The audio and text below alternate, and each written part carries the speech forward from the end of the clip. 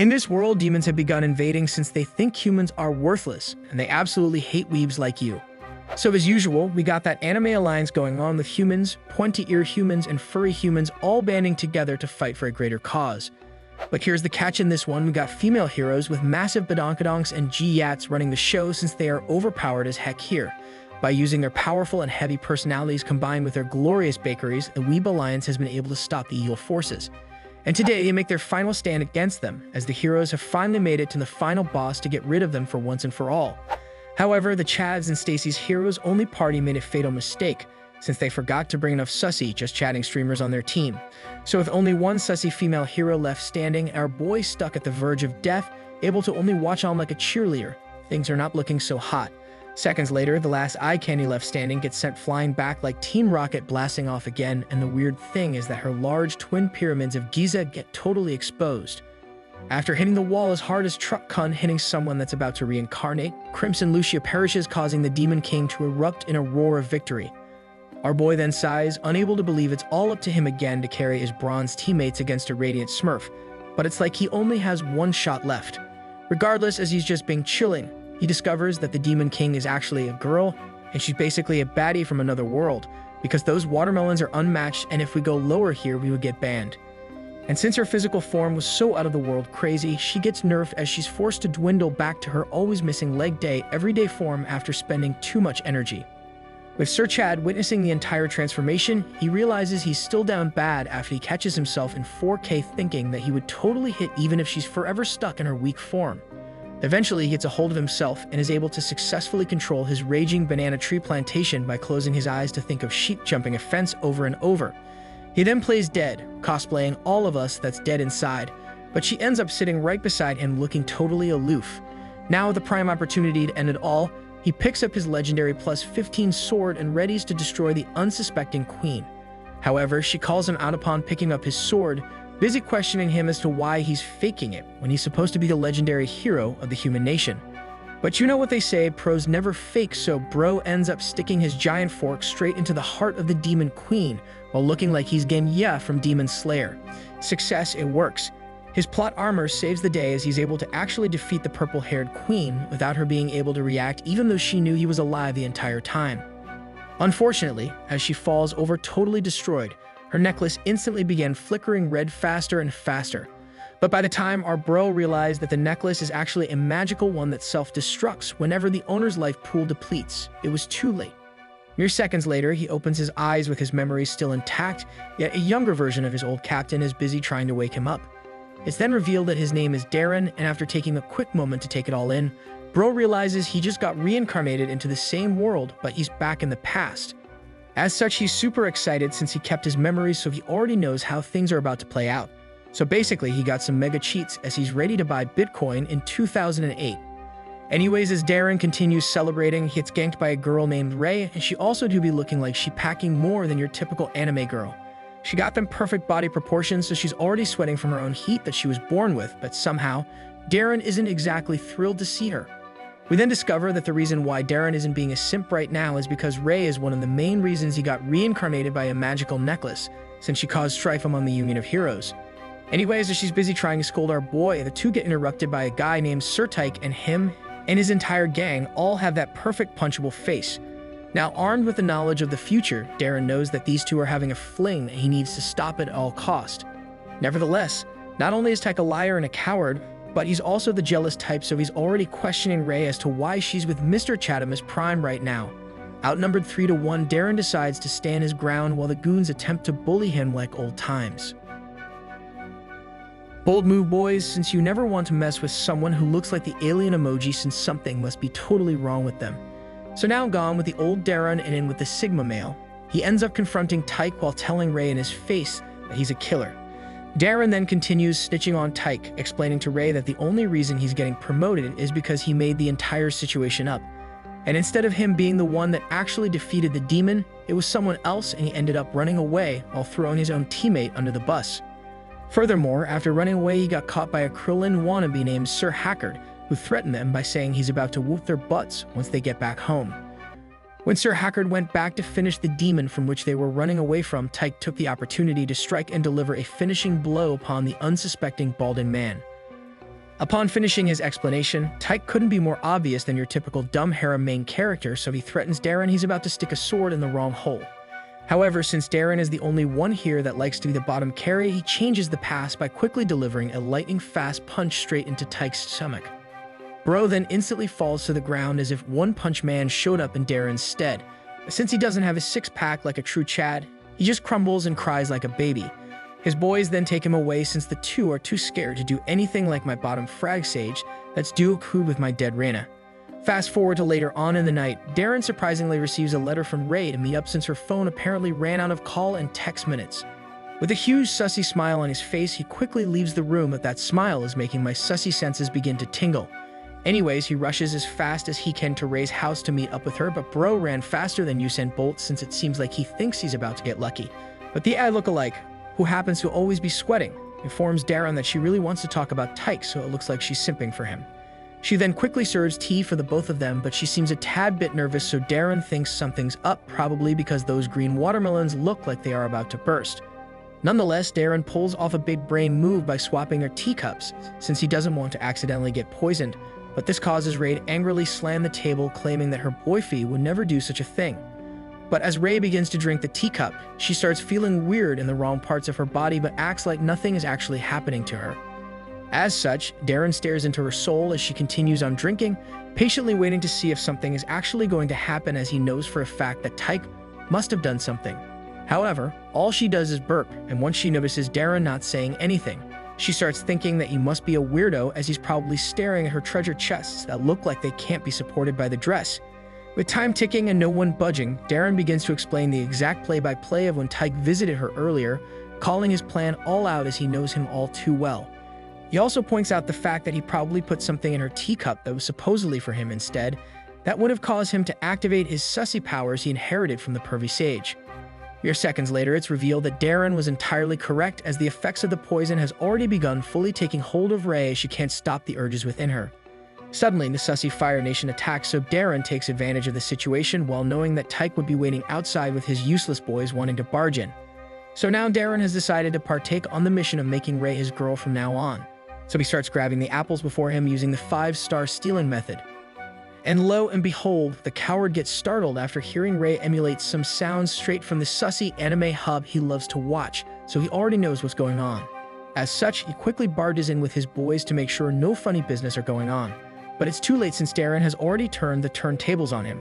Once inside, the toxic Virgin League players witness something they have never seen before, and it's a girl's underpants totally gone while Darren is busy holding on to the bakery like his life depends on it. Eventually, the three has had enough of a Sigma male stealing all their hard-earned e-girls by force, so they decide to attack Darren all at once, so they finally end up using 100% of their brain capacity.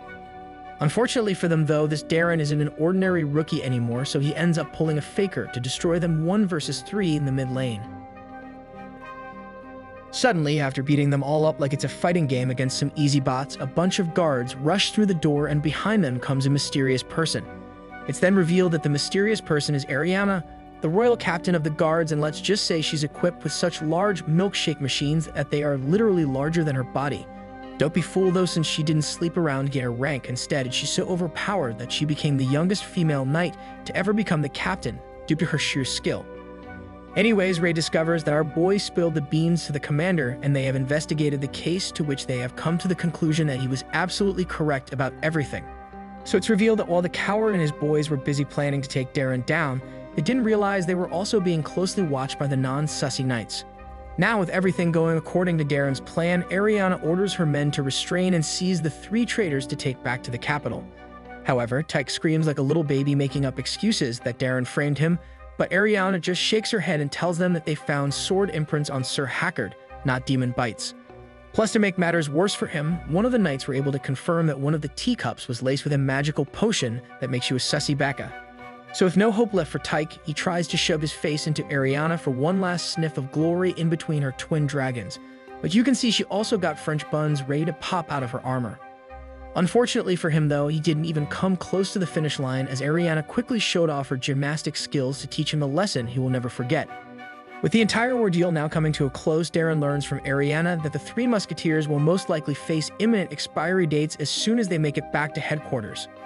Now the crazy part in all of this is that Rei doesn't even look slightly sad about Tyke and his future, so all she does is murmur, "Oh, that sucks, I guess." Anyways, with the heretic now fully out of the picture, our boy becomes a menace by straight up asking Rei if she would like to do some rice cake smashing.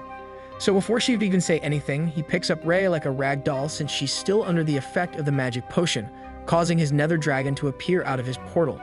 Shortly after Rei is put into prime position for becoming queen of his banana tree plantation, she just goes along with everything as the sussy Fire Nation has already taken over her mind.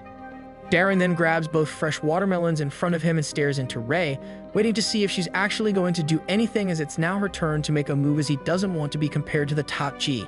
So just as he thought, she succumbs to the intense pressure, causing her to unleash her hidden street side, allowing a mutual and beneficial 1-versus-1 duel to occur between the two. Regardless, Rei has to get a new couch, now since it looks like a waterfall came out of nowhere drenching the entire half of the couch, even though they barely have even started partaking in the beautiful art of rice cake smashing. Eventually, Bro whips out his entire cheesy Pringles can free from his box, instantaneously shocking Rei since she didn't even know you could order a Subway foot long that big right off the bat. And so the rest was history as a legendary full diamond battering ram made its way past C3 of Rei's world, simultaneous to making her understand how hard it is to grind for a mythical fruit. Nevertheless, after finishing their first 1-versus-1 duel leaving Rei totally speechless, she tells him to move away, but she stutters in the middle of her sentence.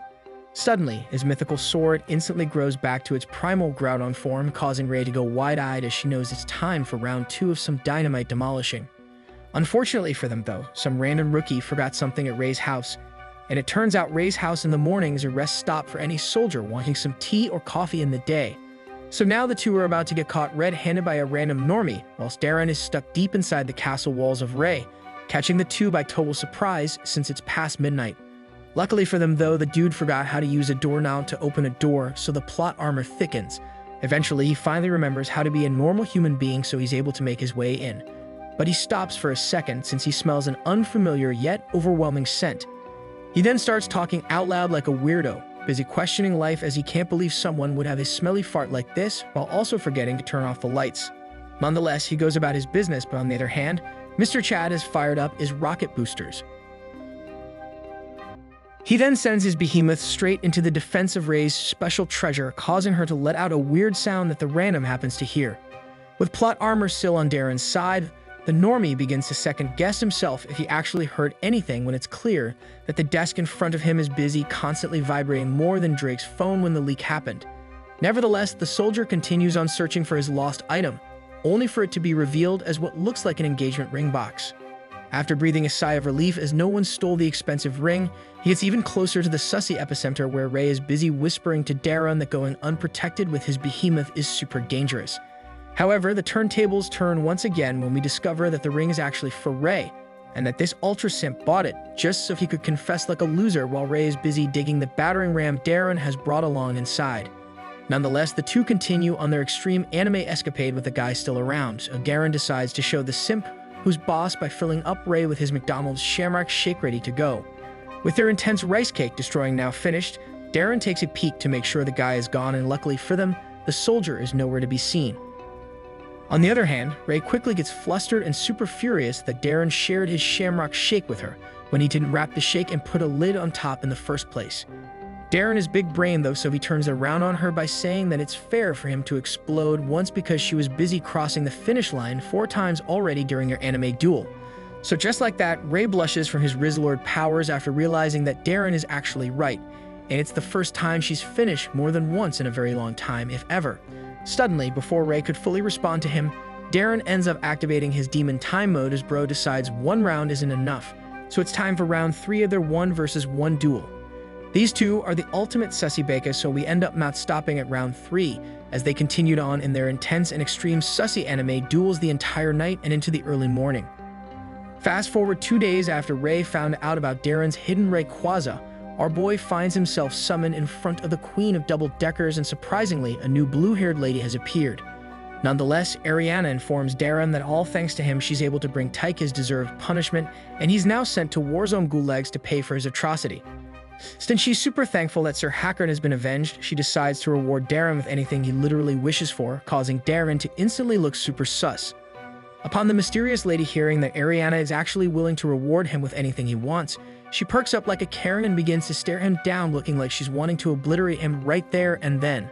A flashback then occurs detailing the past life of Ariana Katrin, the strongest female knight within the realm who oozes utter dominance, justice, and whale-like personalities. Her twin pyramids of Giza are so large that it doesn't even fit any armor you could ever find, so she had to craft some cups that fit her herself to protect the giants she's hiding beneath her armor. So back to the present, Darren already knows what he wants, but Ariana is oblivious to what he's about to ask for. Even in Darren's zombie form, the blue-haired girl totally knows what's up. We then learn that the blue-haired girl is named Rise, like Rise from League of Legends, and since she's so riled up now, an innocent Ariana asks her if there's anything wrong. But knowing that it's not part of her station to be a snitch, she's forced to play along and act like nothing is wrong. But we can clearly see her saltiness level rise higher than the Dead Sea. She's also super loyalty to Ariana since she's her right-hand man, so anything that Ariana wants or commands basically goes, and there's nothing she will ever do about it. Regardless, Darren stops blatantly staring at the killer whales in front of him after figuring out that Rise might be onto his pervy sage tactics, so he decides to go plan B. Instead of being brutally honest and asking permission to destroy Ariana's plump home base, he changes his wish to be personally trained by the Dame Ariana. So after not using his banana tree to think of his decisions for himself, Darren makes a wise choice as he knows he needs to get stronger earlier in his life to make sure he has enough power to save this world.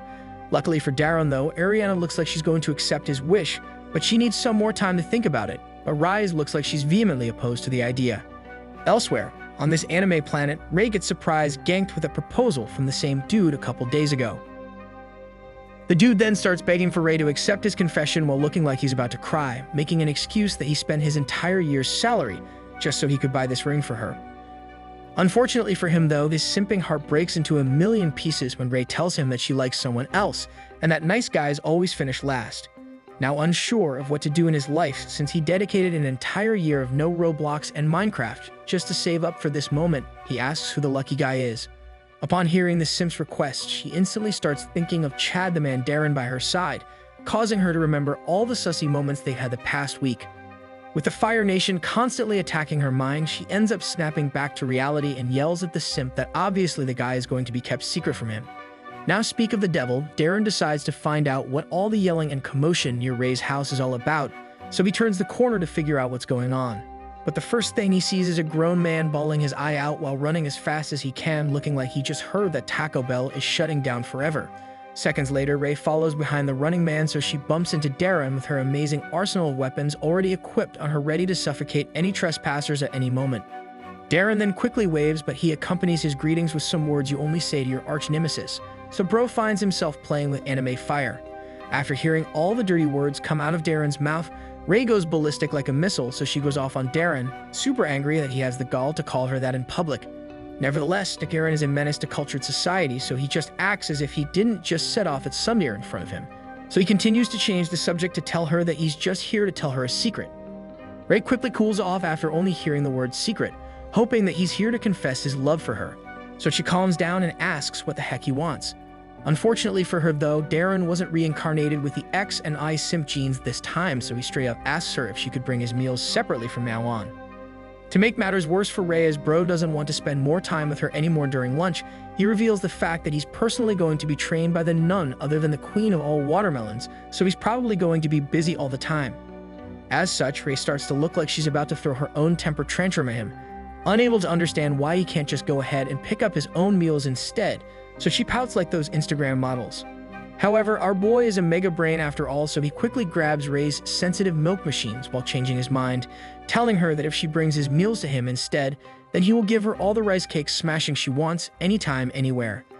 Upon hearing his new offer, she quickly pushes him off and acts like she doesn't want anything related to sussy time, claiming that she never wanted anything to do with him romantically the entire time. But mere seconds later, and with Darren not budging a single inch, Rei starts to twirl her hair before asking what kind of food he wants her to bring him for his meals. Now that he's confirmed that his mission was a success in making Rei fall heads over heels for his behemoth, he starts teasing her, while letting her know that he would love some peanut butter and jelly sandwiches if it's possible. In the end, he waves goodbye after securing his meal deal while calling her some more insulting words, which again riles up Rei, but it seems like she likes getting called names deep inside. Nonetheless, our boy decides to go on about his day by exploring his old town, wanting to know how Tyke got the magical potion to make someone become an ultimate sussy Becca with just a few drops. He knows that something as potent as what Tyke used cannot be from the human world, so there must be something evil going on behind the scenes. As such, Darren went to investigate further by interrogating an old friend of his who happened to be picked by Tyke to join his party just a few days prior before the entire ordeal began. With their eyes disappearing, you know this is all serious anime business, so the guy reveals that Tyke secretly went somewhere the night before. Usually, every night he goes out to buy drinks, but this night was different as he caught him visiting an infamous street called Night, where he ended up trading with a merchant wearing a black robe. Even this merchant got some cannons on her ship, but anyways, she came equipped with a bunch of goods like forbidden magical potions, curses, and basically anything you could think of, so she's literally like a witch. However, Darren's friend wasn't really sure what he bought as he was too freaked out about the entire thing. So with nothing else Darren could learn from his old friend, he leaves and bids farewell, but his friend panics as he wants Darren to make sure he keeps everything a secret. Of course, Darren isn't a snitch, so he reassures him that his identity will be kept secret the entire time as long as he is still alive and breathing. Fast forward to nightfall, back in the middle of town, Darren has decided to track down whoever got those suspicious cannons from that sussy street that people name Night.